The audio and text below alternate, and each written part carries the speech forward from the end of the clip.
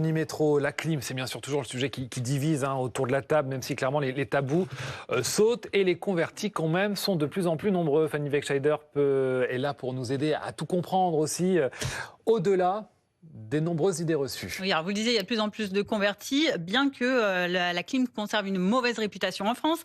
Deux enquêtes regardées montraient en 2021 que près de 6 Français sur 10 préféraient souffrir de la chaleur plutôt que d'installer une clim pour protéger l'environnement.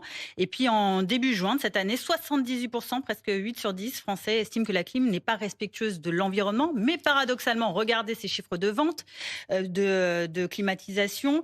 C'était l'année dernière, plus 612% d'achat de climatiseurs, une hausse près de 3 fois supérieure à celle des ventilateurs. Résultat, encore regardez, actuellement ce sont un quart des foyers, c'était en 2020 qui étaient équipés en moyenne d'une climatisation, ce serait le double en 2050. Bon, la clim, est-ce que c'est vraiment anti-écolo ? Alors, il y a un peu de tout, beaucoup de recherches en fait à ce sujet, mais en effet, il y a certaines idées reçues qui tombent. Alors l'un des inconvénients, évidemment, c'est le prix par rapport à un ventilateur, mais surtout, on remarque que il crée ces îlots de chaleur, puisque la climatisation, c'est donc aspirer de l'air pour faire du frais à l'intérieur, mais ça rejette de l'air chaud. Et donc dans les rues, on mesure parfois des augmentations de 2 à voire 10 degrés donc à l'extérieur, selon la configuration des rues.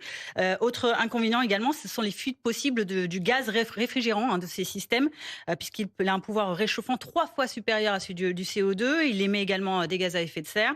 Alors l'avantage, c'est évidemment qu'il est peu énergivore. Ça, on pensait que c'était l'inverse, mais en fin de compte, en France, c'est une spécificité française, puisque l'électricité est quasiment intégralement décarbonée. Eh bien, cela est moins un problème.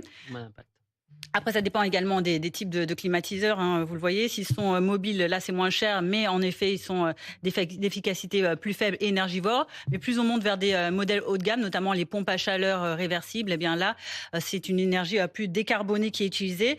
Alors, des alternatives sont proposées ou des compléments pour essayer de faire un mix un peu plus compatible avec les problématiques de réchauffement climatique. Eh bien, voilà, ce panel, par exemple, du ventilateur, au refroidisseur, les pompes à chaleur, les protections solaires, les volets fermés évidemment, ou encore l'isolation. Encore faut-il avoir les moyens, en effet, de pouvoir s'offrir